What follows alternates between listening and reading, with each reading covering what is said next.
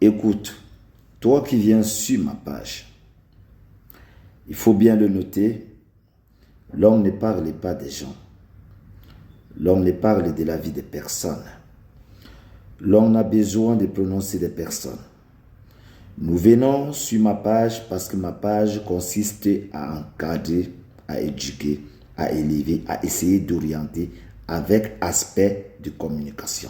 Simplement, nous avons besoin d'utiliser notre vécu pour alimenter certaines qui ont besoin de passer par la ruelle des métamorphoses de l'aventure. Nous n'avons pas besoin de personnes qui viennent sur la page essayer de divulguer, rabaisser, humilier, piétiner certaines. Non.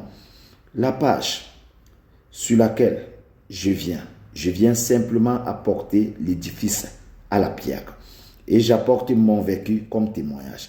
Notez que toutes les histoires que vous avez eues depuis lors, quand vous racontez une histoire et que vous l'avez vue, certaines, vous avez lu quelque chose dans un bouquin, ou vous avez lu un texte biblique, c'est des histoires que les gens et des personnes ont racontées à travers leur vécu.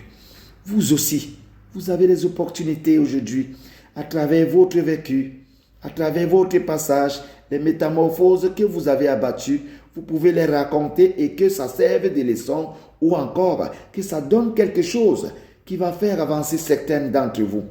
Ne perdez pas du temps. Battez-vous et notez bien. Toute personne aujourd'hui a besoin d'apporter quelque chose en contribution de la société. Il n'y a personne qui est derrière. Ne vous dites jamais je ne peux pas. Non, vous êtes dans les réseaux sociaux, c'est pour ça. Vous n'êtes pas ici pour s'insulter, pour montrer la grandeur, piétiner les uns et les autres, et démontrer que nous on a plus que les autres. Non, ça n'existe pas parce que l'être humain, à la fin du monde, sera dans la terre pourri par ses eaux. Nous devons le savoir. Dieu nous a montré la fin déjà. Mais maintenant, le parcours de l'être humain, c'est votre parcours, votre histoire que vous devez raconter. Parce que demain, vous avez témoignage à rendre compte à ce Créateur qui est le Dieu qui nous a protégés jusqu'aujourd'hui. Alors prenez ce temps.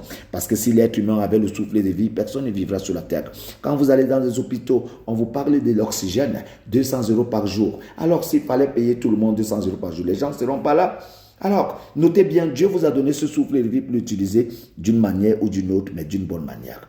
Sachez choisir. Il faut faire des choses telles que cela se soit. Que Dieu nous protège, qu'il nous garde.